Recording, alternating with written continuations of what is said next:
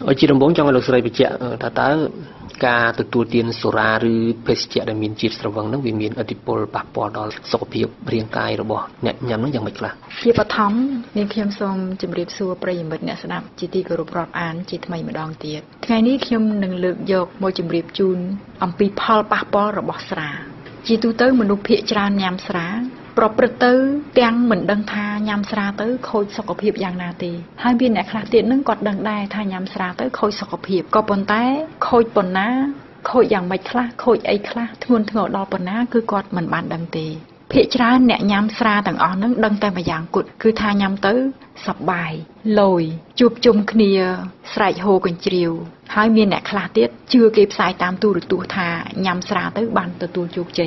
ขยมกระทาต่างอ่อนนั่งคือจิกาโยลขอไปปลุกขยมกระทาจุกใจได้บานนั่งคือเหมือนแมนบานเมาเนี่ยพักสระตีคือบานไปเลยเนี่ยลุสระจีปีเซ่เนี่ยได้ลุสระดัดจิงกีให้หนึ่งกรมพลทมให้เมียนกรมพลคลาคลายสระตีจังเนี่ยได้บานจุกใจเหมือนแมนเนี่ยได้พักสระตีจำในเนี่ยได้พักสระคือจีเนี่ยปาราจีอย่างไม่เวียป้าปอเศรษฐกิจกรุษาหายป้าปอสกปรกระบอยยืงแต่งสกปรกบนต่อปุ้ยแต่งโกนแต่งเจ้าจังสมเอาแต่งออกเนี้ยเงี่ยหมอกเมื่อพอป้าปอระบอสระขยมกรอนแต่จังเลือกยกหมอกบางหานตรูดำใบ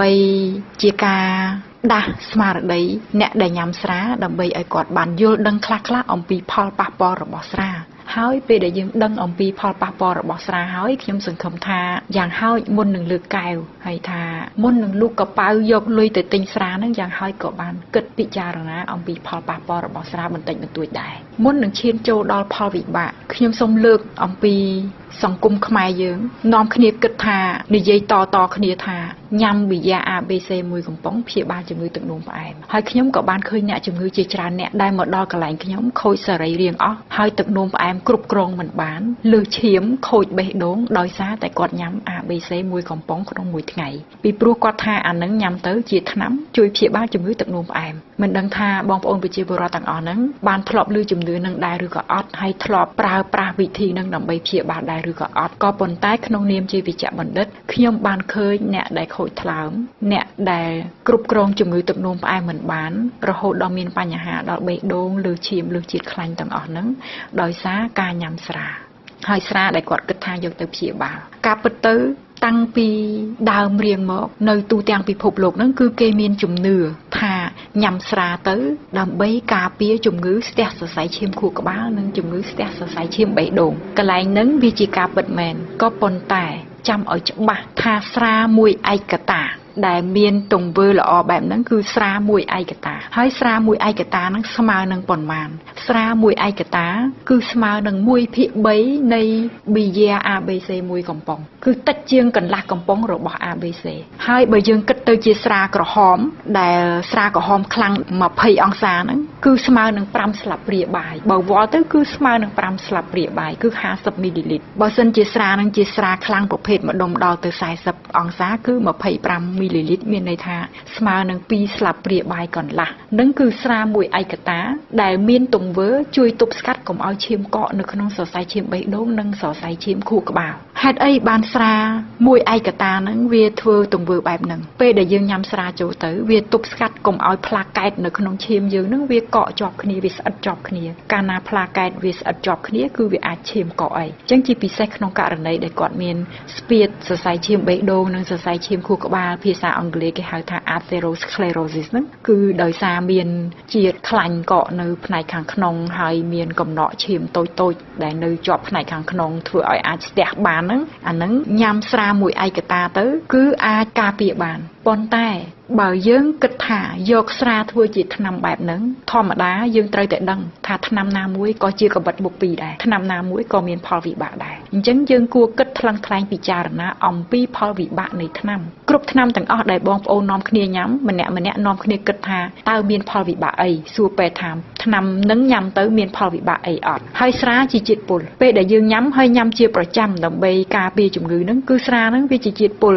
จังบ่ยืงกึศอมปีสระทาจิตน้ำยืงตระกึศอมปีพอวิบะในทนำจังบ่ยสระทัวน้ำสระก็เมียนพอวิบะได้นั่งยำในเยอมปีมนุษย์ได้ยำสระใต้มวยไอกระตาขนม ក្នុងមួយថ្ងៃខ្ញុំមិននិយាយដល់អ្នកដែលញ៉ាំស្រាច្រើនជាងមួយឯកតាទេមួយឯកតាខ្ញុំបញ្ជាក់ម្ដងទៀតគឺស្មើនឹង1/3កំប៉ុងវីយ៉ា ABC កូនកៅទូចមួយលេបទៅប្រហែលតែមួយក្អឹកឯនៃស្រាខ្លាំងហើយបើស្រាក្រហមប្រហែលជា2ក្អឹក3ក្អឹកប៉ុណ្្នឹងឯងនឹងមួយឯកតាផលវិបាកមួយសម្រាប់អ្នកដែលយកស្រាធ្វើថ្នាំហ្នឹងណាយើងគិតដោយងាយគឺមនុស្សដែលយកស្រាធ្វើថ្នាំហ្នឹងគឺគាត់មិនអាចគ្រប់គ្រងចំនួនបានគេឲ្យគាត់ញ៉ាំមួយឯកតាគាត់ញ៉ាំ 3-4 ឯកតាការដែលគាត់ញ៉ាំលើសហ្នឹងគឺធ្វើឲ្យមានផលវិបាកច្រើនទីមួយពេលដែលញ៉ាំលើសទៅស្រាហ្នឹងវាមានថាមពលខ្ពស់ពេលដែលវាមានថាមពលខ្ពស់ហ្នឹងគឺអ្នកជំងឺទឹកនោមផ្អែមកំពុងតែមានទឹកនោមផ្អែមស្រាប់កំពុងតែឡើងជាតិស្ករស្រាប់អញ្ចឹងនៅសល់ថាមពលស្ករហើយព្រោះយកថាមពលចេញពីជាតិស្រាអស់ហើយអញ្ចឹងញ៉ាំបាយចូលទៅញ៉ាំស្ករចូលទៅគឺនៅសល់ស្ករហើយ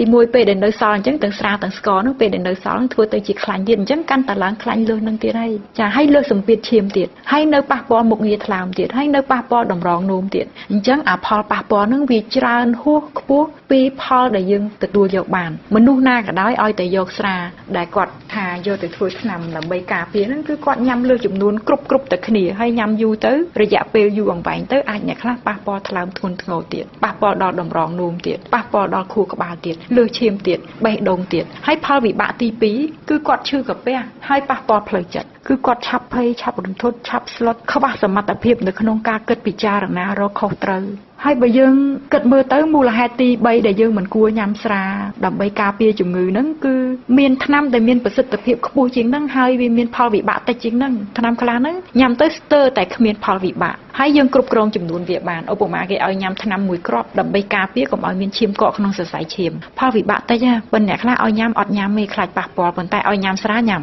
ហើយញ៉ាំច្រើនទៀតផលវិបាកវាតិចសម្រាប់ថ្នាំហ្នឹងហើយទី1ដែលសំខាន់ហ្នឹងបើគេឲ្យញ៉ាំមួយគ្រាប់យើងអត់រំលោភញ៉ាំ2គ្រាប់ទេប៉ុន្តែបើសិនជាស្រាវិញឲ្យញ៉ាំមួយឯកតាយើងរំលោភញ៉ាំដល់ទៅ2-3ឯកតាគឺរំលោភបានដោយងាយរំលោភព្រំដែនកំណត់ណាចង់និយាយថាវាលើសព្រំដែនកំណត់អញ្ចឹងក្នុងនាមជាវិជ្ជបណ្ឌិតខ្ញុំសូមកុំឲ្យបងប្អូនប្រជាពលរដ្ឋហ្នឹងយកស្រាហ្នឹងយកធ្វើជាថ្នាំបែបហ្នឹងមានថ្នាំដែលថោកជាងហ្នឹងហើយមិនប៉ះពាល់សុខភាពដូចហ្នឹងទេព្រោះបងចង់បញ្ជាក់អំពីការញ៉ាំស្រាត្រឹមតែមួយឯកតាការញ៉ាំស្រាត្រឹមតែមួយឯកតាហើយការញ៉ាំស្រាសម្រាប់មនុស្សដែលមានជំនឿថាញ៉ាំស្រាទៅជួយព្យាបាលជំងឺទឹកនោមផ្អែមជំងឺបេះដូងជំងឺអីផ្សេងទៀតដែលគាត់ជឿណាចាហើយមានអ្នកខ្លះនិយាយដល់ការញ៉ាំស្រាធ្វើថ្នាំស្ត្រីមានផ្ទៃពោះជាពិសេសជីដូនជីតាមីងឪពុកម្ដាយជួនកាលម្ដាយក្មេកមិនហ៊ានប្រកែកម្ដាយក្មេកផ្សំថ្នាំឲ្យត្រាំស្រានៅឃើញហ្នឹងចង់យកចិត្តកូនប្រសាចង់ថែរក្សាសុខភាពអីប៉ុន្តែការពិតអាហ្នឹងគឺជាការសម្លាប់គឺស្ត្រីមានផ្ទៃពោះញ៉ាំស្រាមិនបានសូម្បីតែមួយឯកតាហើយបើសិនជាយើងហ៊ានញ៉ាំក្នុងមួយដងនឹងឲ្យបានដល់តែត្រឹមតែពី3ឯកតាទៅ5ឯកតានឹងគឺគ្រប់គ្រាន់សម្រាប់ការបំផ្លាញកោសិកាខួរក្បាលរបស់កូនគឺកូននឹងកើតមកមានវិបត្តិហើយវិបត្តិធ្ងន់ធ្ងរទៀតវិបត្តិដែលខួរក្បាលតូចរៀនមិនឆ្លាតល្ងងរូបរាងអាក្រក់ភ្នែកក៏តូចច្រមុះថាមើលមុខទៅពិបាកនឹងថ្លែងចកាគាត់នឹងក៏រីកលូតលាស់មិនល្អដោយសារធ្គាមឆ្អឹងធ្គាមរបស់គាត់នឹងក៏លូតលាស់មិនល្អហើយ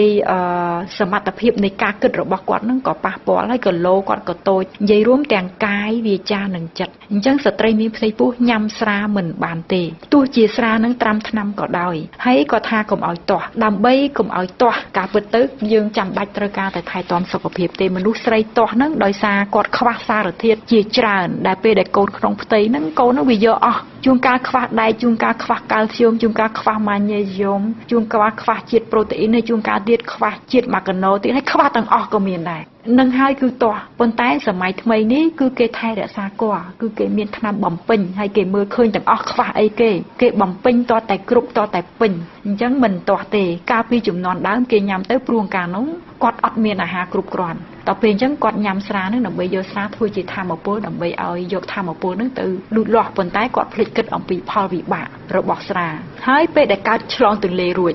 អ្នកខ្លះឲ្យកូនញ៉ាំស្រាម្ដងម្ដងស្រាក្រហមឲ្យញ៉ាំតអស់ម្ដងហើយមានត្រាំស្រាឲ្យឡើងមកពីងធំទៀត10លីត្រ5លីត្រអីទៀតក៏មានដែរអាហ្នឹងធ្ងន់ធ្ងរណាស់ទី1បើស្រីនឹងបំបើដោះកូនជាតិស្រានឹងវាចូលទៅក្នុងខ្លួនកូនហើយស្រាពេលដែលចូលទៅក្នុងខ្លួននៅពេលកំពុងខ្ចីអញ្ចឹងគឺប៉ះពាល់ការលូតលាស់ធ្ងន់ធ្ងរមែនតើប៉ះដែលគួរឲ្យកត់សម្គាល់ហ្នឹងគឺប៉ះពាល់ទៅលើការលូតលាស់ខួរក្បាលគឺកូនរបស់គាត់ហ្នឹងនឹងទទួលផលវិបាកមួយដែលថាទោះជាឆ្លាតប៉ុណ្ណាក៏ការឆ្លាតរបស់គាត់ថយចុះសមត្ថភាពខួរក្បាលថយចុះ ហើយសុខភាពសរីរាង្គដតៃទៀតគឺអត់ល្អហើយសុខភាពផ្លូវចិត្តគឺក្មេងនឹងមានវិបត្តិផ្លូវចិត្តមានការខូចខាតផ្លូវចិត្តស្មារតីធ្ងន់ធ្ងរអញ្ចឹងមិនឲ្យញ៉ាំពេលបំបើកដោះកូនហើយសរីរាង្គម្ដាយពេលដែលគាត់ទៅនឹងឆ្លងទន្លេរួចទោះជាគាត់មិនបើកដោះកូនណាក៏មិនគួរញ៉ាំដែរព្រោះសរីរាង្គម្ដាយពេលនោះផុយស្រួយណាស់សម្រាប់ការខូចខាតខ្ញុំធ្លាប់ឃើញស្ត្រីញ៉ាំស្រាក្រោយឆ្លងទន្លេហើយរលាកលំពេងស្លាប់អ្នកខ្លះមិនស្លាប់ក៏ធ្ងន់ធ្ងរដែរហើយបើអ្នកខ្លះមិនធ្ងន់ធ្ងរទេគាត់អាចកើតជំងឺទឹកនោមផ្អែមក្នុងរយៈពេលទៅមុខទៀតពីព្រោះពេលដែលញ៉ាំស្រាទៅវាបំផ្លាញសរីរាង្គមួយគេហៅលំពេងនៅក្នុងលំពេងហ្នឹងគឺគេផលិតជាតិអ៊ីនស៊ូលីនដើម្បីគ្រប់គ្រងជាតិស្ករដល់ពេលគាត់ញ៉ាំទៅវាខូចអាកន្លែងដែលបញ្ចេញជាតិអ៊ីនស៊ូលីនហ្នឹងអញ្ចឹងការបញ្ចេញអ៊ីនស៊ូលីនរបស់គាត់ហ្នឹងធ្លាក់ចុះពេលដែលធ្លាក់ចុះពេលហ្នឹងហើយគឺកើតជំងឺទឹកនោមផ្អែមអ្នកជំងឺទឹកនោមផ្អែមហ្នឹងគឺវិបត្តិអ៊ីនស៊ូលីននឹងឯងគឺយើងមិនអាចផលិតអ៊ីនស៊ូលីនបានអញ្ចឹងសរុបសេចក្តីទៅកំពុងមានផ្ទៃពោះកំពុងបំបើកដោះកូនពេលឆ្លងទន្លេរួចហាមញ៉ាំស្រាសូម្បីតែមួយឯកតាហើយមានគេស្រាវជ្រាវមិនឲ្យយើងលាបអាស្រាហ្នឹងទៀតអ្នកខ្លះគាត់លាបពេលដែលលាបហ្នឹងក៏អាចជ្រាបបានដែរគ្រាន់ថាមិនជ្រាបច្រើនក៏អាចជ្រាបដែរពេលដែលលាបបល័យត្រាំស្រាហ្នឹងលាបពេញខ្លួនហ្នឹងវាមានផលល្អដែរព្រោះសម្រាប់មេរោគគឺស្ត្រីហ្នឹងគាត់ស្អាតខ្លួនរហូតអញ្ចឹងអត់មានឆ្លងមេរោគអីទៅកូនទេតែឥឡូវយើងមុជទឹកបានតាការជំនាន់ហ្នឹងគេកើតឲ្យមួយខែគេអត់ឲ្យមុជទឹកតែអញ្ចឹងទៅលាបទៅវាសម្រាប់មេរោគបានស្រាហ្នឹងជួយសម្រាប់មេរោគដូចយើងមុនចាក់ថ្នាំអញ្ចឹងគេយកអាកុលទៅជូតសាច់មុននឹងចាក់មកចូលហ្នឹងណាអញ្ចឹងស្រាហ្នឹងវាសម្រាប់មេរោគបានល្អណាស់ក៏ប៉ុន្តែភ្លេចគិតមួយទៀតវាជ្រាបចូលទៅក្នុងខ្លួនទោះវាមិនជ្រាបច្រើនក៏ដោយវាជ្រាបតិចក៏ប៉ុន្តែមួយថ្ងៃបន្តិចវាអាចជ្រាបទៅដល់កូនអញ្ចឹងហ្នឹងក៏យើងធ្វើបាបកូនដែរជំនឿរបស់ចាស់ពីដើមដែលគាត់ឲ្យញ៉ាំស្រាទៅក្រោយឆ្លងរ៉េដើម្បីសាច់ស្អាតឬក៏ដើម្បីឲ្យឆ្អិនសរសៃហ្នឹងមកមានន័យដើម្បីប្រយោជន៍សាច់ស្អាតហ្នឹងមកពីគាត់គិតថាពេលដែលញ៉ាំទៅមានវីតាមីននៅក្នុងហ្នឹងព្រោះគាត់បានត្រាំសិតតែផ្លែឈើចុះមិនញ៉ាំផ្លែឈើហ្នឹងតែម្ដងទៅសាច់ស្អាតមែនពេលដែលញ៉ាំផ្លែឈើមានវីតាមីនច្រើនក៏ប៉ុន្តែថៃក៏មិនញ៉ាំផ្លែឈើតែម្ដងទៅហើយវីតាមីននៅខាងក្រៅទៀតមិនក៏មិនញ៉ាំទៅអានឹងយើងចង់ជៀសវាងផលវិបាកហើយការដែលធ្លាក់ខ្លួនទៅក្នុងការញៀនស្រាងាយបំផុតពេលដែលយើងនៅទៅនឹងឆ្លងទន្លេរួចហ្នឹងហើយឆ្អិនតសៃអត់មានរឿងអីត្រូវឆ្អិនតសៃទេតសៃហ្នឹងតែឆ្អិនងាប់អីតសៃហ្នឹងគេមិនឲ្យឆ្អិនទេគឺតសៃហ្នឹងត្រូវឲ្យនៅរស់ល្វើកចាត្រូវការតែវីតាមីនហើយនឹងជាតិមីនេរ៉ាល់ជាតិរ៉ែដែលកូនយកពីខ្លួនយើងទៅព្រោះជួនកាលយើងអត់ដឹងខ្លួនទេតាំងពីជាតិសង្កសីជាតិដែកយើងអត់ដឹងខ្លួនទេអញ្ចឹងយើងត្រូវបំពេញឲ្យតែពេញវិញទៅគឺឆ្លងទន្លេរួចតា 2-3 ថ្ងៃដូចមនុស្សអត់មានផ្ទៃពោះចង់និយាយថាដូចអត់បានពពោះ9ខែជាងហើយដូចអត់បានកើតកូនអញ្ចឹងគឺមានកម្លាំងវិញធម្មតាទាំងផ្លូវកាយទាំងផ្លូវចិត្តនឹងបើយើងបំពេញថែទាំសុខភាពយើងឲ្យតាមប្រក្រតីហើយយើងឆែកសុខភាពតាមស្តង់ដារអន្តរជាតិមិនមែនឆែកគ្រាន់តែឆែកលំលេងឲ្យគេហៅបានតែឆែកដែរណាឥឡូវនេះយើងឈានចូលទៅដល់ផលប៉ះពាល់របស់ស្រាក៏ប៉ុន្តែមុននឹងនិយាយអំពីផលប៉ះពាល់របស់ស្រាខ្ញុំចង់ជម្រាបដោយងាយដាក់ជាសំណួរថាពេលដែលយើងញ៉ាំស្រាចូលទៅតើមានរឿងអ្វីខ្លះកើតឡើងពេលដែលយើងដាក់ស្រាដល់មាត់គ្រាន់តែយើងដាក់ស្រាចូលទៅដល់ក្នុងមាត់ខុសប្លែកពីអាហារដទៃទៀតដែលជ្រាបនៅក្នុងពោះវៀនតូចស្រាជ្រាបតាំងពីក្នុងមាត់ទៅដល់ក្នុងកាពះជ្រាបនៅក្នុងកាពះអាហារធម្មតាមិនជ្រាបទេនៅក្នុងកាពះគឺចូលទៅដល់ពោះវៀនតូចបានជ្រាបហើយអាហារខ្លះជ្រាបនៅក្នុងពោះវៀនធំអញ្ចឹងក្នុងករណីនេះចម្លែកខុសគេអញ្ចឹងស្រាវាជ្រាបតាំងពីក្នុងមាត់ក្នុងបំពង់អាហារនៅក្នុងកាពះ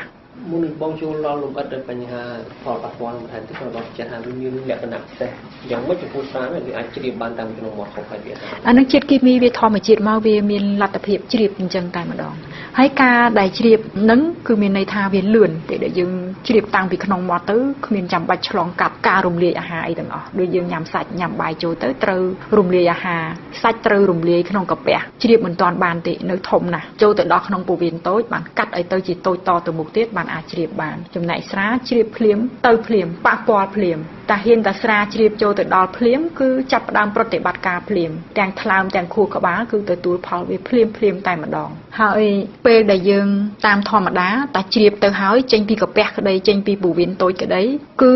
ត្រូវឆ្លងកាត់ថ្លើមគ្រប់អាហារទាំងអស់ត្រូវឆ្លងកាត់ថ្លើមដើម្បីឲ្យថ្លើមឆែកមើលមានអាណាមួយជាតិពុលហើយជាតិពុលណាលើសចំនួនវាត្រូវបំផ្លាញចោលត្រូវបន្សាបចោលហើយដល់ពេលវាជ្រាបតាំងពីមាត់អញ្ចឹងទៅមាត់អត់បានឆ្លងកាត់ថ្លើមទេតើទៅដល់កាពះពោះវៀនបានឆ្លងកាត់ថ្លើមនោះដូចកយយ៉ាងគេចម្រោះពេលដែលយើងជ្រាបចេញពីមាត់ទៅហ្នឹងគឺវាទៅដល់បេះដូងទៅដល់ខួរក្បាលតែម្ដងប៉ុន្តែចំនួនតិចទេយ៉ាងណាក៏ ក៏មិនជាអីប្រហែលដែរកុំឲ្យតែយើងអង្គុយញ៉ាំច្រើនហើយអង្គុយញ៉ាំយូរពេលហ្នឹងវានឹងបានចំនួនច្រើនដេរិចទៅផ្ទាល់ដល់ខួរក្បាលតែម្ដងដល់សរីរាង្គតែម្ដងឥឡូវយើងនិយាយពេលដែលស្រាជ្រាបចេញពីកាពះទៅដល់កាពះទៅដល់ពោះវៀនស្រាជ្រាបហើយពេលដែលជ្រាបទៅដូចខ្ញុំនិយាយមិញអញ្ចឹងអាហារទាំងអស់ទាំងស្រាផងដែរវាត្រូវជ្រាបឆ្លងកាត់ថ្លើមហើយជាទូទៅជាមធ្យមនៅក្នុងថ្លើមពេលដែលយើងញ៉ាំស្រាចូលទៅគឺ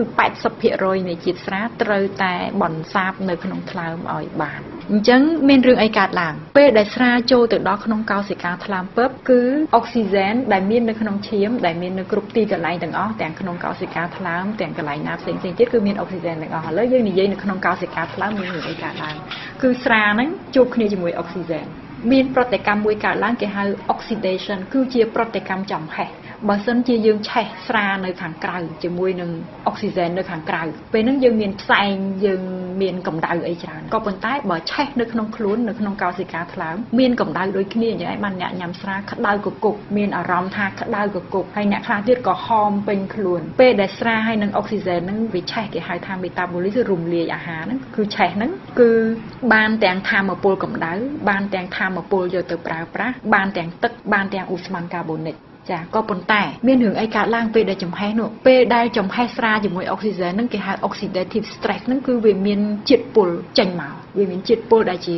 ផលវិបាកនៃចំហេះហើយអាជាតិពុលហ្នឹងវាទៅបំផ្លាញកោសិកាវាទៅបំផ្លាញខ្ទេចបំផ្លាញភ្នាសកោសិកាបំផ្លាញប្រូតេអ៊ីនរបស់កោសិកាថ្លើមដែលចាំបាច់សម្រាប់បំពេញមុខងាររបស់ខ្លួនហើយអាចបំផ្លាញដល់ទៅ gene DNA របស់កោសិកាថ្លើមទៀតអញ្ចឹងឯងបានមានពេលខ្លះមាន mutation រហូតដល់មានការបំលែងរហូតដល់คล้ายទៅជាមហារីកពេលដែលគេញ៉ាំស្រាទៅកើតមហារីកថ្លើមគឺវាទៅបំផ្លាញទាំងអានោះទៀតចាហ្នឹងអានឹងពាក់ព័ន្ធនឹងចំហេះរបស់អុកស៊ីហ្សែនប្រតិកម្មចំហេះនឹងវាបញ្ចេញឲ្យយើងមានអាជាតិពុលគេហៅ free radical ហ្នឹងគឺខូចខាតប៉ុន្តែការខូចខាតហ្នឹងបើយើងមានវីតាមីនច្រើនវីតាមីនដែលត្រូវការយកទៅជួសជុលហ្នឹងតែអាចជួសជុលកោសិកាថ្លើមបានវិញដូចដើមទោះបីជាខ្ទេចដោយសារចំហេះអុកស៊ីហ្សែនហើយនឹងស្រាហ្នឹងក៏ដោយហ្នឹងគេត្រូវប្រើវីតាមីន C វីតាមីន A វីតាមីន E ហើយត្រូវមានជាតិ Zinc មានជាតិ Selenium និងវីតាមីនផ្សេងៗទៀតដែលគេឲ្យយើងញ៉ាំដើម្បីថែរក្សាសុខភាពខ្លួនហ្នឹងណាហើយជាពិសេសអ្នកដែលផឹកស្រាហ្នឹងគួរតែកាន់តែញ៉ាំច្រើនជាងអ្នកដទៃទៀតតែបើផឹកស្រា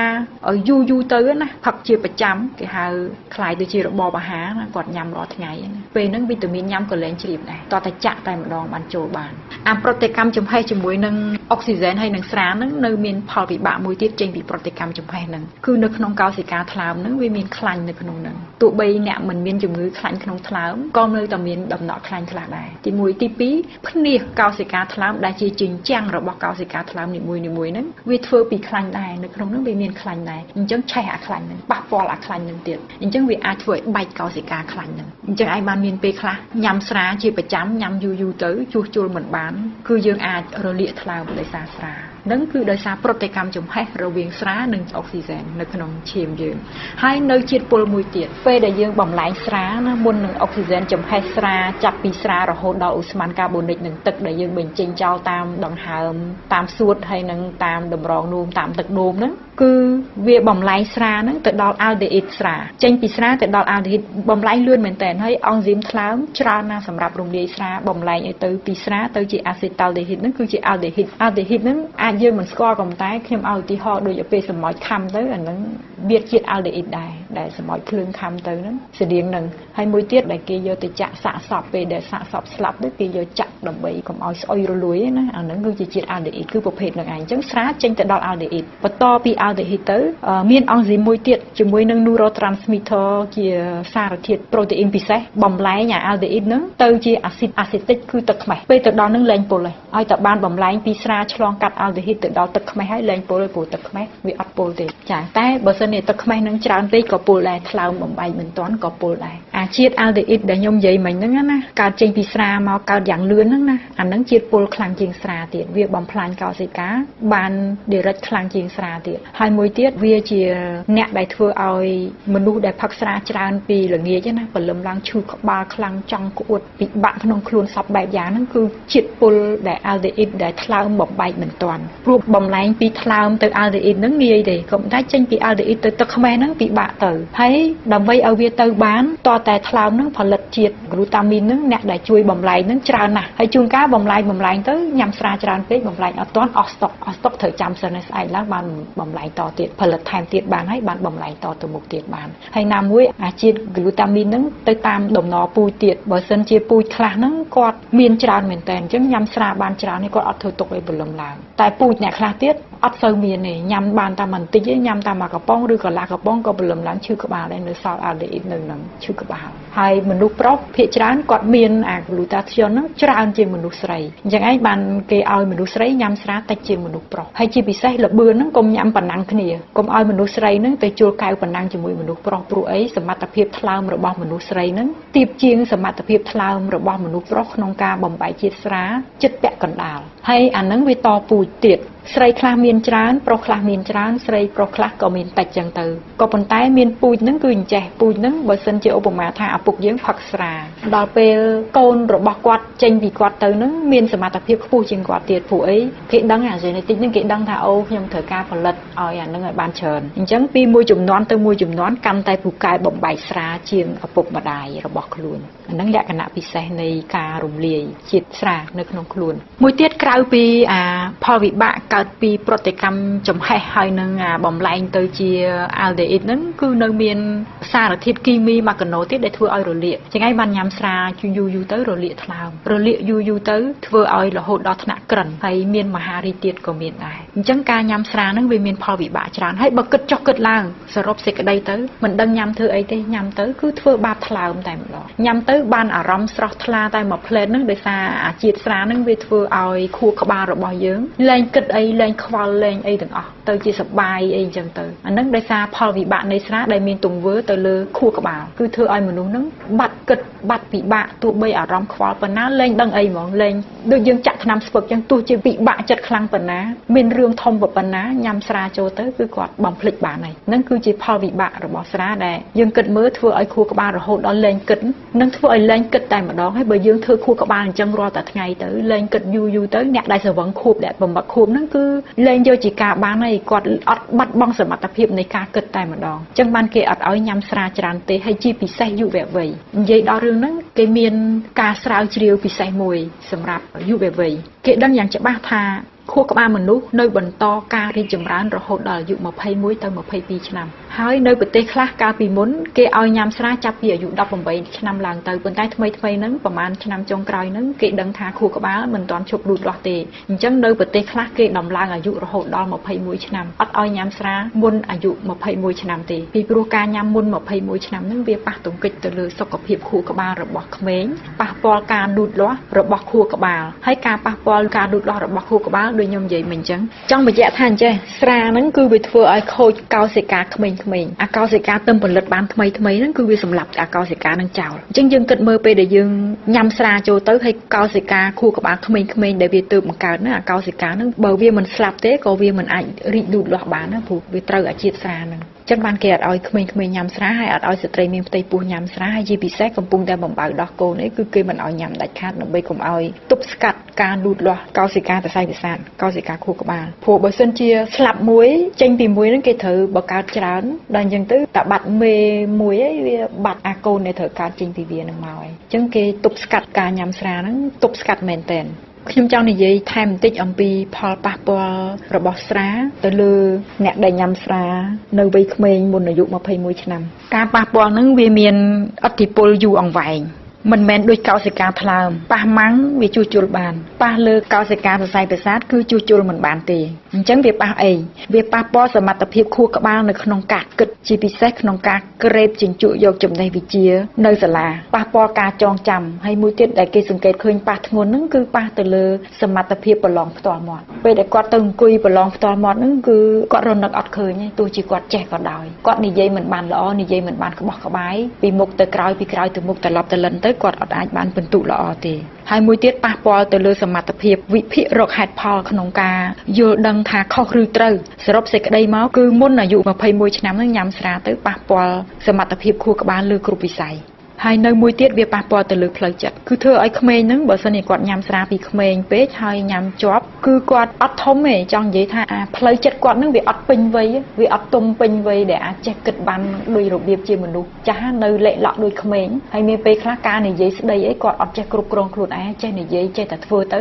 គ្រប់សម្ដីគ្រប់ទង្វើក៏អត់បានគិតថានិយាយទៅហើយធ្វើទៅវាប៉ះពាល់ដល់ខ្លួនឯងនិងប៉ះពាល់ដល់អ្នកដទៃអញ្ចឹងគាត់អត់ចេះគិតកន្លែងហ្នឹងឯងអញ្ចឹងសរុបសេចក្ដីទៅគឺការពេញវ័យផ្លូវចិត្តហ្នឹងវាអត់កើតមានហើយមួយទៀតធ្វើឲ្យក្មេងហ្នឹងជួនកាលគាត់បថុយប្រឋានគ្រោះថ្នាក់ក៏អត់បានគិតអត់បានពិចារណាដល់ទេយើងឧទាហរណ៍ថាបើក្មេងធម្មតាគេមិននឹកឃើញទៅនាំគ្នាប៉ុណ្ណឹងឡានបង្ហោះម៉ូតូអីទេហើយបើសិនជាយើងស្រាវជ្រាវទៅអ្នកដែលទៅដល់ថ្នាក់បង្ហោះម៉ូតូប៉ុណ្ណឹងឡាននឹងលបែងប្រឈមនឹងគ្រោះថ្នាក់ទាំងអស់ហ្នឹងណាគឺគាត់មានញ៉ាំស្រាហើយភាគច្រើនគឺគាត់ញ៉ាំហើយអានឹងផលប៉ះពាល់ទី2ប៉ះពាល់លើផ្លូវចិត្តនៅផលប៉ះពាល់ទី3ទៀតយើងមិនបាច់និយាយក៏យើងដឹងដែរគឺគ្រោះថ្នាក់ចរាចរណ៍ពេលដែលយើងបោកក្បាលមួយម៉ាំងទៅបើយើងមិនស្លាប់ឬមិនពិការក៏ដោយក៏មានការខូចខាតទៅលើកោសិកាសរសៃប្រសាទតិចឬច្រើនហើយមានអ្នកខ្លះទៀតអត់ទាន់ប៉ះទេស្រាប់តែគ្រោះថ្នាក់ហើយជាច្រើនឆ្នាំគាត់ប្រកាសឈួតជ្រូកចឹងហើយបានមានអ្នកខ្លះនៅសុកធំហើយចាស់ហើយប្រកាសឈួតជ្រូកគេសួរថាធ្លាប់មានគ្រោះថ្នាក់ត្រូវក្បាលអត់ពីមុនមកនឹងគឺជាមូលហេតុដែលថាឲ្យប្រយ័ត្នប្រយែងណាបើមិនស្លាប់ហើយបើមិនពិការនៅពេលហ្នឹងក៏ថ្ងៃក្រោយអាចប្រកាសឈួតជ្រូកដែរនឹងខ្ញុំមិននិយាយការដួលតិចតួចទេហើយបើសិនជានិយាយចឹងធ្វើឲ្យឪពុកម្ដាយដែលមានកូនដួលត្រូវក្បាលហ្នឹងតិចតួចអីភ័យដែរអាហ្នឹងមិនដល់ថ្នាក់ហ្នឹងទេប៉ុន្តែទោះជាយ៉ាងណាក៏ដោយក្មេងដែលវាដួលមួយម៉ាំងហ្នឹងជាទូទៅវាអត់កើតអីទេដោយសាររលាក្បាលរបស់វាហ្នឹងរឹងខ្លាំងណាស់ហើយនៅក្មេងកាន់តែនៅក្មេងការលូតលាស់ហ្នឹងវាកាន់តែអាចបំពេញមកវិញបានឆាប់ការជាសះស្បើយហ្នឹងក៏ឆាប់ដែរប៉ុន្តែទោះជាយ៉ាងណាក៏ដោយបើសិនជាមានដួលយើងគួរដាក់ថ្នាំបាត់រលាកឲ្យបានរយៈពេល1អាទិត្យហើយយើងដាក់ថ្នាំបើខួរក្បាលទាំងវីតាមីន B វីតាមីន C ហើយមាន DHA អីហ្នឹងយើងដាក់ឲ្យបានរយៈពេល1ខែ2ខែទៅដើម្បីជួសជុលឡើងវិញនៅបើសិនជាមានការខូចខាតអីនៅកន្លែងណាអាហ្នឹងបើកវងកញ្ចក់បន្តិចសម្រាប់ឪពុកម្ដាយដែលមានកូនតូចៗហើយគាត់ដួលហើយកុំឲ្យគាត់ភ័យនៅការប្រឈមមួយទៀតពេលដែលយើងឆាប់ញ៉ាំស្រាពីអាយុវ័យក្មេងពេកណាគេរកឃើញថាអ្នកដែលញ៉ាំស្រាពីវ័យក្មេងហ្នឹងគាត់ប្រឈមមុខនឹងការកើតទឹកនោមផ្អែមច្រើនជាងអ្នកដទៃដោយសារអីទី1ដោយសារញ៉ាំស្រាទៅហ្នឹងវាសល់កាឡូរីវាសល់ថាមពលដែលយើងញ៉ាំសល់ណាហើយយើងធាត់ដល់ពេលអញ្ចឹងទៅថ្ងៃក្រោយអ្នកណាក៏ដែរឲ្យតែធាត់គឺយើងអាចប្រឈមមុខនឹងការកើតទឹកនោមផ្អែមហើយមួយទៀតការញ៉ាំស្រាជាប្រចាំហើយយើងនៅខ្ចីលំពេងយើងនៅខ្ចីអញ្ចឹងវាប៉ះពាល់ទៅលើកោសិកាដែលបញ្ចេញជាតិអ៊ីនស៊ូលីនសម្រាប់គ្រប់គ្រងជាតិស្ករអញ្ចឹងទៅថ្ងៃក្រោយគាត់អាចប្រឈមមុខនឹងការកើតទឹកនោមផ្អែមច្រើនជាងបើសិនជាគាត់មិនញ៉ាំស្រាទាំងនៅក្មេងហើយមួយទៀតញ៉ាំស្រានៅក្មេងហ្នឹងក៏មានការប្រឈមខ្ពស់ទៅនឹងការកើតមហារីកដែរមហារីកមាត់មហារីកកាពះមហារីកពោះវៀនធំមហារីកថ្លើមឲ្យតែយើងញ៉ាំកាន់តែពីក្មេងទៅការប្រឈមនឹងការកើតមហារីកដោយសារជាតិស្រាគ្រឿងស្រវឹងមិនថាជាប្រភេទប៊ីយ៉ាឬក៏ស្រាក្រហមឬក៏ស្រាខ្លាំងដូចគ្នាប្រឈមដូចគ្នាចង់សួរបងថាតើជាទូទៅការញ៉ាំស្រាក្នុងចន្លោះរយៈពេលប៉ុណ្ណាដែលអាចប៉ះពាល់ធ្ងន់ធ្ងរដល់គ្រឿងក្នុងរបស់មនុស្សការញ៉ាំស្រាមានវិធីញ៉ាំយ៉ាងណាដើម្បីកុំឲ្យប៉ះពាល់សុខភាពការប៉ះពាល់សុខភាពនឹងវាទាក់ទងនឹងវត្ថុជាច្រើនយ៉ាងប៉ុន្តែយើងចែកជា2ក្រុមទី1គឺពាក់ព័ន្ធទៅនឹងដំណរពូជតើថ្លើមយើងល្អប៉ុណ្ណាខ្លាំងប៉ុណ្ណាសរីរាង្គយើងមានលទ្ធភាពជួសជុលឡើងវិញប៉ុណ្ណាក្រោយពេលដែលយើងត្រូវរងឥទ្ធិពលរបស់ស្រាបើសិនជាយើងកាន់តែធន់គឺកាន់តែមិនកើតអីប៉ុន្តែយើងអត់ដឹងថាយើងធន់ឬអត់ទេហើយធន់ដល់កម្រិតណាក៏យើងអត់ដឹងដែរហើយនៅក្រុមទី2វាពាក់ព័ន្ធនឹងចំនួននៃការញ៉ាំស្រាញឹកញាប់ប៉ុណ្ណានៃការញ៉ាំស្រាហើយបន្លោះនៃការញ៉ាំនឹងមានការសម្រាកខ្លះដែរទេហើយសំខាន់ជាងនឹងទៀតថាតើគាត់ញ៉ាំនឹងវាលឿនខ្លាំងប៉ុណ្ណាពីព្រោះថ្លើមរបស់យើងវាមានសមត្ថភាពក្នុងការបន្សាបជាតិស្រាមានកំណត់ក្នុង1ម៉ោងឧទាហរណ៍បន្សាបបានប្រមាណអញ្ចឹងហើយបើយើងញ៉ាំលើសចំនួនគឺបន្សាបអត់ទាន់ទេជាមធ្យមយើងគិតជាមធ្យមមកព្រោះមនុស្សខុសៗគ្នាដូចខ្ញុំនិយាយមិញអញ្ចឹងភេទក៏ខុសគ្នាប្រភេទមនុស្សក៏ខុសគ្នាអញ្ចឹងជាមធ្យមគេឲ្យញ៉ាំឧបមាថាយើងញ៉ាំស្រាកន្លុកណាមិនឲ្យលើសពីក្រោម4ឯកតាហើយមនុស្សស្រីក្រោម3ឯកតាបើសិនជាយើងគិតទៅជាស្រាកន្លុកគឺ4កែវឬ3កែវសម្រាប់បុរសនិងស្ត្រីហើយបើយើងគិតទៅជាប៊ីយ៉ាគឺចំនួនមិនលើសពី2កំប៉ុងគឺត្រូវការរយៈពេល2ម៉ោងដែលថ្លើមជាមធ្យមអាចសម្អាតតាន់បើសិនជាក្នុងរយៈពេល2ម៉ោងហ្នឹងហើយយើងញ៉ាំលើសពី4កំប៉ុងចាប់ពី5កំប៉ុងឡើងទៅសម្រាប់បុរសចាប់ពី4កំប៉ុងឡើងទៅសម្រាប់ស្ត្រីនេះគឺហួសសមត្ថភាពថ្លើមនៅក្នុងការបន្សាបស្រាហើយ បនសាបស្រាខ្ញុំសូមរំលឹកម្ដងទៀតគឺថ្លើមមានតួនាទីជាអ្នកបនសាបជាតិពុលអញ្ចឹងស្រាជាជាតិពុលអញ្ចឹងនេះជាតួនាទីថ្លើមក្នុងការបនសាបស្រាហើយដើម្បីបនសាបស្រាបានគឺចំហេះស្រានៅក្នុងថ្លើមចំហេះជាមួយនឹងអុកស៊ីហ្សែននៅក្នុងថ្លើមហើយតែមានការឆេះហើយបើនៅខាងក្រៅវាមានផ្សែងវាមានភ្លើងវាមានកម្ដៅហើយវាខ្លោចហើយបើសិនជាយើងដុតសម្រាមនៅលើដីវាខ្លោចស្មៅហើយអញ្ចឹងដូចគ្នានៅក្នុងថ្លើមទីលានដែលដុតស្រាហ្នឹងគឺវាប៉ះពាល់អញ្ចឹងប៉ះពាល់លើកោសិកាថ្លើមកោសិកាថ្លើមខ្លះស្លាប់តែម្ដងចាស្លាប់ទៅឧបមាថាថ្ងៃហ្នឹងគាត់ធ្វើឲ្យកោសិកាថ្លើមគាត់ស្លាប់ចំនួន20កោសិកាថ្ងៃស្អែកស្លាប់ប៉ុណ្ណឹងទៀតមួយខែស្លាប់អស់ប្រមាណមួយឆ្នាំស្លាប់អស់ប្រមាណ10ឆ្នាំស្លាប់អស់ប្រមាណទីបំផុតថ្លើមហ្នឹងអាចក្រិនពីព្រោះកោសិកាថ្លើមហ្នឹងវាខូចបាត់អស់ហើយត្រូវបានជំនួសមកវិញដោយកោសិកាធម្មតាដែលមិនអាចបំពេញមុខងារជាថ្លើមបានអញ្ចឹងនឹងគេហៅថ្លើមក្រិនហើយនៅមានផលវិបាកច្រើនទៀតដែលចេញពីថ្លើមក្រិនហ្នឹងមានរូបសញ្ញាជាច្រើនទៀតប៉ុន្តែអាហ្នឹងចាំយើងនិយាយនៅប្រធានបទថ្ងៃក្រោយថាតើការក្រិនថ្លើមដោយសារស្រាហ្នឹងមានរូបសញ្ញាយ៉ាងម៉េចហើយយើងត្រូវព្យាបាលយ៉ាងម៉េចក៏ប៉ុន្តែមានព័ត៌មានមួយសម្រាប់អ្នកដែលជ្រុលថាចាប់ផ្ដើមញ៉ាំស្រាហើយគឺថាអញ្ចេះបើសិនជាយើងឈប់ភ្លាមគឺការក្រិនថ្លើមការរលាកថ្លើមហើយនឹងខ្លាញ់ក្នុងថ្លើមព្រោះខ្ញុំភ្លេចនិយាយមិញបើសារនិយាយមិនទាន់អស់ការដែលញ៉ាំស្រាទៅមានផលវិបាកមួយទៀតគឺយើងមានខ្លាញ់នៅក្នុងថ្លើមខ្លាញ់នៅក្នុងថ្លើមហ្នឹងមិនមែនកើតមកតែពីស្រាទាំងអស់គ្នាទេអ្នកខ្លះកើតមកពីរឿងជំងឺអីផ្សេងទៀតដែរក៏តែឥឡូវយើងនិយាយអំពីស្រាប្រធានបទយើងអញ្ចឹងខ្លាញ់នៅក្នុងថ្លើមហើយនឹងរលាកថ្លើមដោយសារស្រាកាលណាយើងឈប់ញ៉ាំស្រាយើងជាឡើងវិញគឺវាត្រឡប់មករកភាពដើមវិញបានដោយគ្រាន់តែយើងពៅឲ្យមានប្រូតេអ៊ីនច្រើនឲ្យមានវីតាមីនគ្រប់មុខនិងមានជាតិមីនរ៉ាល់គ្រប់មុខជំនួយថ្លើមហ្នឹងគឺបើយើងទៅពេទ្យហ្នឹងគឺយើងអាចបានទទួលការព្យាបាលរហូតដល់ទីបំផុត1ឆ្នាំ2ឆ្នាំមិនបាច់ដល់1ឆ្នាំ2ឆ្នាំទេមានអ្នកខ្លះតែ2ខែថ្លើមរបស់គាត់ត្រឡប់មករកភាពដើមវិញព្រោះខ្ញុំមានបទពិសោធន៍ព្យាបាល 4-5 នាក់គឺក្នុងរយៈពេលតែ2ខែទេការរលាកថ្លើមនិងខ្លាញ់ក្នុងថ្លើមដែលបណ្ដាលមកពីស្រានឹងត្រូវបានរលាយបាត់ចាប់ពី2ខែឡើងលើនឹងគឺយើងនឹងឃើញលទ្ធផលហើយចា៎សម្រាប់អ្នកដែលគាត់មានបញ្ហាដោយសារការញ៉ាំស្រាហើយគាត់ជប់ញ៉ាំស្រាចា៎បើស្អីគាត់បន្តញ៉ាំទៀតអាការរលាកឬក៏ខ្លាញ់នៅក្នុងថ្លើមវាកាន់តែទៅមុខចា៎វាកាន់តែវិវត្តកាន់ទៅមុខរហូតដល់ទីបំផុតនៅថ្ងៃណាមួយគាត់នឹងក្រិនថ្លើមហើយស្ថិតិមិនមែនក្រិនទាំងអស់គ្នាទេអ្នកដែលញ៉ាំស្រាច្រើនហើយញ៉ាំស្រាជាប្រចាំគ្មានថ្ងៃសម្រាកជាច្រើនឆ្នាំមានតែ15ទៅ20%ទេដែលវិវត្តទៅរកក្រិនមិនមែនទាំងអស់គ្នាទៅក្រិនទាំងអស់គ្នាទេចឹងហើយបានយើងចេះតែឃើញអ្នកខ្លះញ៉ាំស្រវឹងអ៊ូទីនួប៉ុន្តែថ្លើមគាត់នៅតែមិនអីប៉ុន្តែមិនមែនថាមិនអីហ្នឹងមិនឈឺទេមិនខូចទេខូចដូចគ្នាគ្រាន់តែថាសមត្ថភាពជួសជុលឡើងវិញវាគ្រាន់បើជាងគេហើយវាមិនទាន់ខូចអស់ហើយដូចខ្ញុំធ្លាប់បញ្ជាក់ពីមុនមកថ្លើមដើម្បីឲ្យវាធ្វើទុករហូតដល់យើងងើបមិនរួចហ្នឹងថ្លើមហ្នឹងតតែខូចខ្ទេចខ្ទីហើយការស្រាវជ្រាវបញ្ជាក់ថាទោះជាខូចអស់ 75% កោសិកាថ្លើមស្លាប់ដោយសារស្រាអស់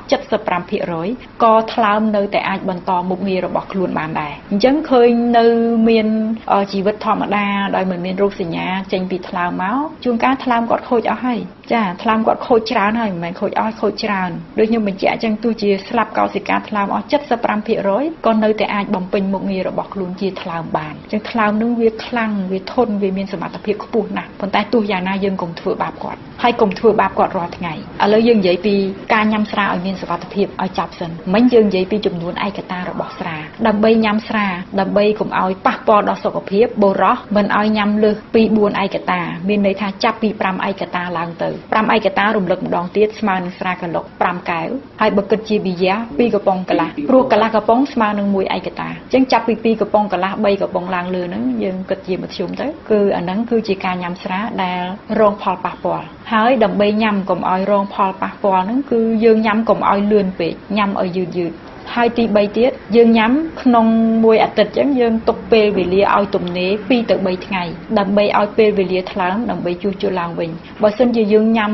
ស្រវឹងឡើងខ្លាំងញ៉ាំច្រើនមកជប់លៀងមួយយើងញ៉ាំអស់ច្រើនថាលើសពី5កំប៉ុងខ្ញុំមិនដឹងថាប្រហែលនេះយើងត្រូវការពេលយ៉ាងតិច48ម៉ោងដើម្បីឲ្យថ្លើមជួសជុលឡើងវិញឲ្យបានដូចដើមអញ្ចឹងទោះជាយ៉ាងណាយើងត្រូវសម្រាកឲ្យបានយ៉ាងតិច48ម៉ោងទៅ72ម៉ោងចាំញ៉ាំថែមទៀតចូលមកជាតិចកោសិកាថ្លើមដែលទៅចម្រោះជាតិស្រាចម្រោះហើយវាស្លាប់តែម្ដង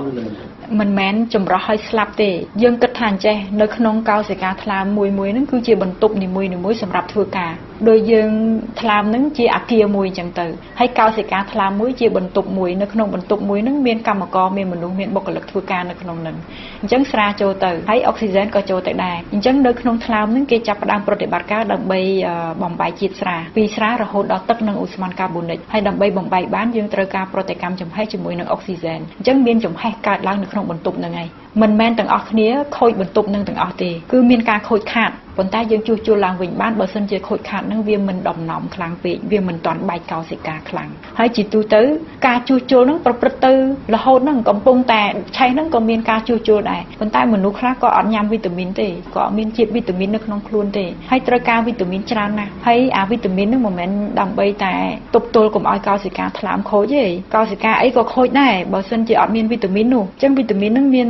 វីតាមីន C វីតាមីន A វីតាមីន E ជាតិសេលេញៀមជាតិសង្កសីជាតិម៉ាញ៉េស្យូមហើយអីផ្សេងទៀតជាប្រូតេអ៊ីនអីខ្លះទៀតដើម្បីយកទៅជួយជួសជុលកោសិកាថ្លើមនឹងឡើងវិញសម្រាប់បុរសមិនឲ្យលើសពី5កែវឬ3កំប៉ុងប៊ីយ៉ាសម្រាប់ស្ត្រីមិនឲ្យលើសពី4កែវឬមួយក៏មិនឲ្យលើសពី2កំប៉ុងហើយអាចសរុបក្នុងមួយអាទិត្យហ្នឹ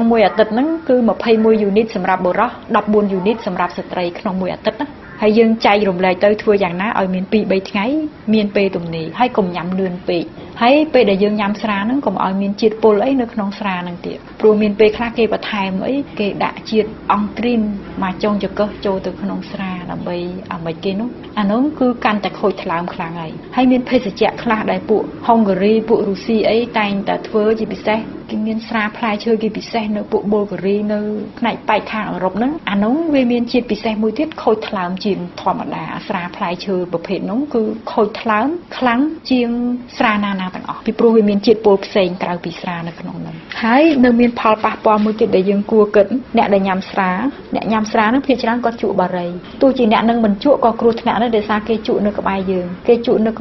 អ្នកដែលជក់ហ្នឹងគេបឺតផ្សែងបារីចូលទៅឆ្លងកាត់អាចចម្រោះអាកតុយបារីហ្នឹងអត់បានអាផ្សែងអាក្រក់ទេប៉ុន្តែយើងនៅក្បែរហ្នឹងអាផ្សែងដែលឆេះថ្នាំជក់ហ្នឹងគឺយើងហូតចូលទាំងអស់អញ្ចឹងគ្រោះថ្នាក់ជាងអ្នកដែលគេជក់ទៀតអ្នកជក់មានតម្រងមានកតុយបារីហ្នឹងគេទប់កុំឲ្យជាតិពុលហ្នឹងចូលទៅច្រើនជាតិពុលខ្លាំងហ្នឹងចូលទៅអត់បានទេនៅជាប់នឹងតម្រងកន្ទុយបារីហ្នឹងចំណែកអ្នកដែលគាត់នៅក្បែរហ្នឹងក៏អត់មានតម្រងទេគាត់ហូតចូលទាំងអស់ចាអញ្ចឹង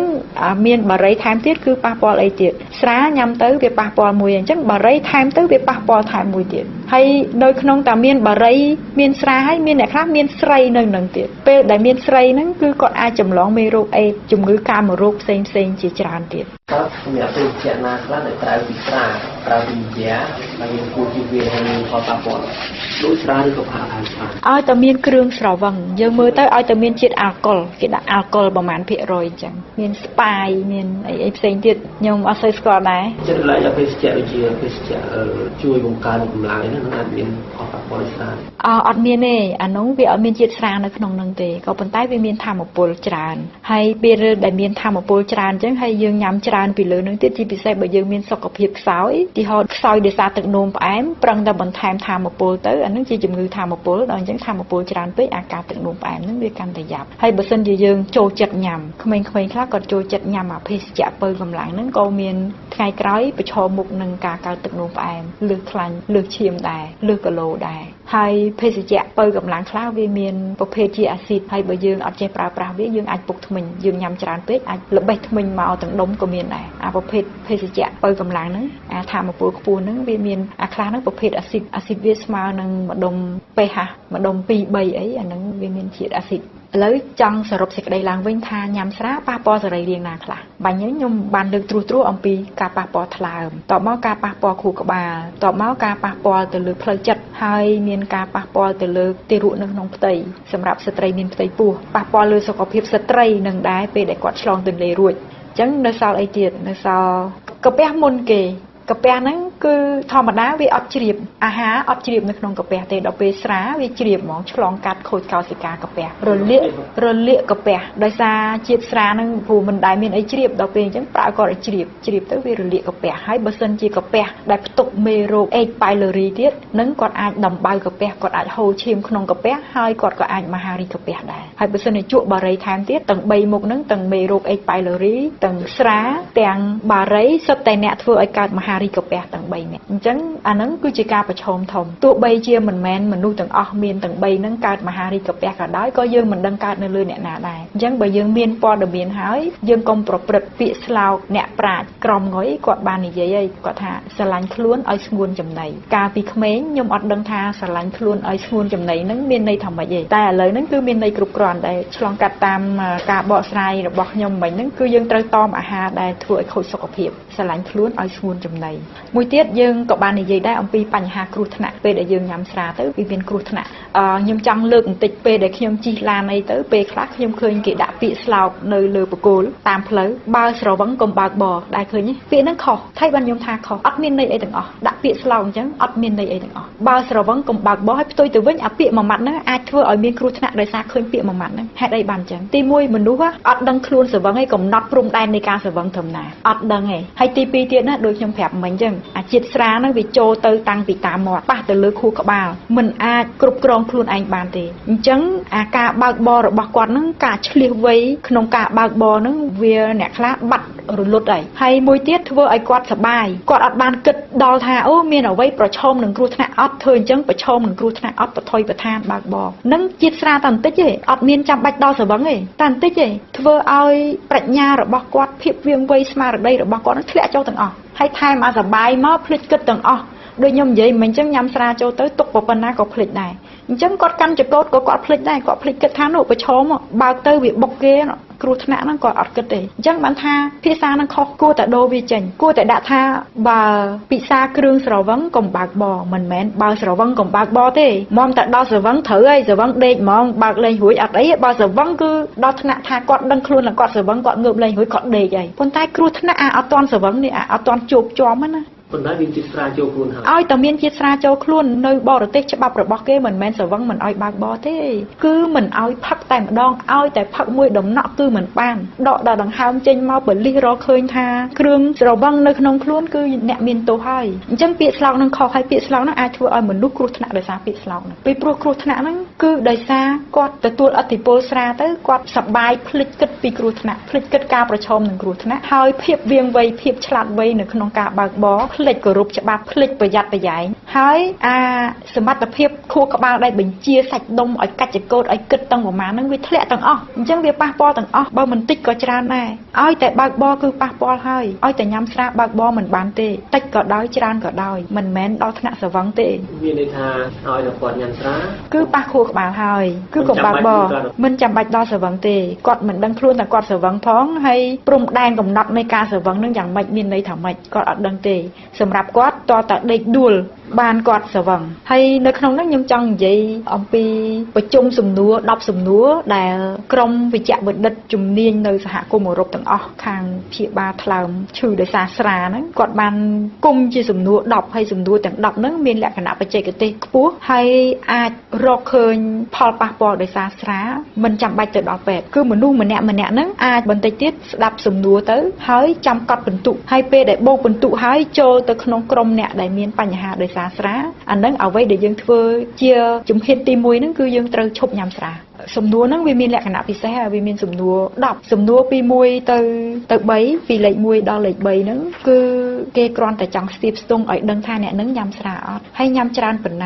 ារបៀបផឹកហ្នឹងផឹកប៉ុណ្ណាមានការសម្រាកបន្លោះការផឹកហ្នឹងទេចង់ដឹងអំពីអាកប្បកិរិយានិងទម្លាប់ផឹកស្រារបស់អ្នកហ្នឹង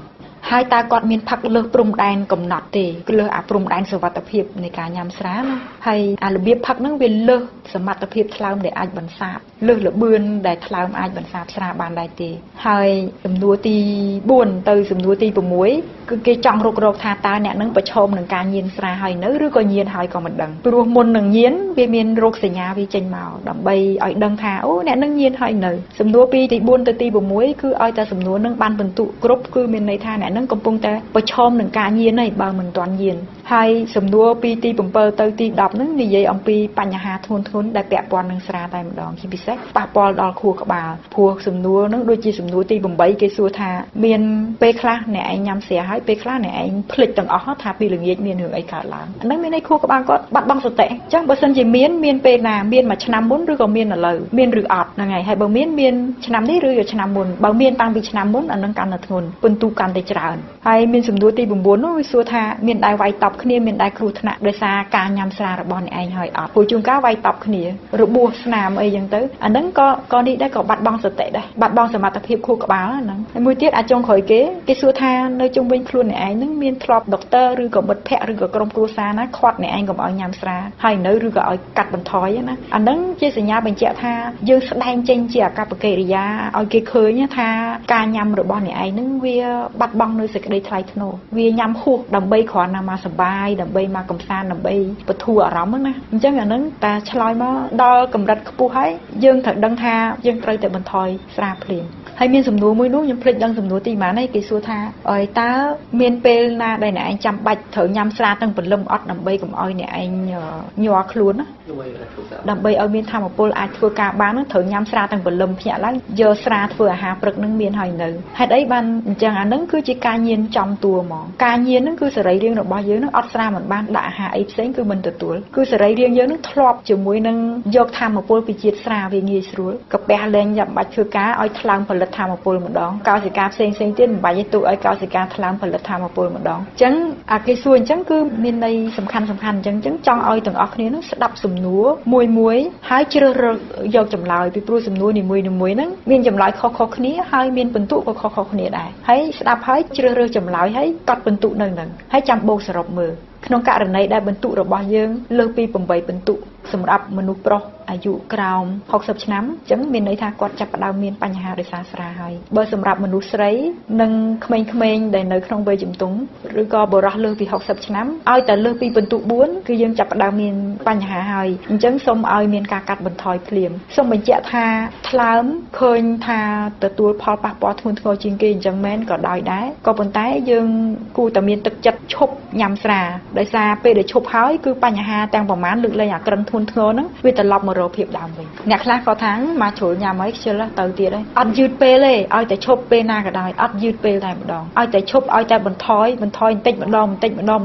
ងកាត់ចោលខ្លះអ្នកខ្លះក៏ថាមិត្តភ័ក្តិហៅម្ដងគេហៅយើងម្ដងយើងហៅគេអត់អីទេ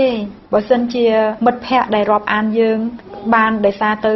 ញ៉ាំស្រាអីអញ្ចឹងទោះបីជាឈប់រាប់អានយើងក៏អត់អីដែរអត់មានអីមានតែចំណេញអត់មានខាតបង់ទេចំណេញដល់សុខភាពយើងផងចំណេញដល់សេដ្ឋកិច្ចគ្រួសារយើងផងហើយសុភមង្គលនៅក្នុងគ្រួសារយើងក្រុមគ្រួសារយើងក៏មានសុភមង្គលច្រើនជាងមុនមួយទៀតចង់ឲ្យបងផ្ដល់ជាអនុសាសន៍ជំនួយនៅក្នុងជំនួយក៏ដោយក្នុងការងារក៏ដោយដើម្បីធ្វើការតាក់ទងគ្នាភាគីជំនួយភាគីការងារហ្នឹងតែជួបជុំគ្នាថាចាញ់ចឹងតាហ្នឹងបងមានអីជាអនុសាសន៍អត់ទី1ការញ៉ាំហ្នឹងញ៉ាំឲ្យយឺតហើយកុំញ៉ាំឲ្យលើសព្រំដែនកំណត់ហើយបើលើសបន្តិចបន្តួចកុំញ៉ាំនៅថ្ងៃស្អែកថ្ងៃខានស្អែកនិងខានស្អែកមួយទុកពេលថ្លើមឲ្យជាសះស្បើយឡើងវិញហើយទុកពេលឲ្យថ្លើមនឹងបញ្ចេញជាតិក្រូតាធ្យនមកដើម្បីសម្អាតអាជាតិពុលដែលនៅសេសសល់ក្រោយពេលដែលយើង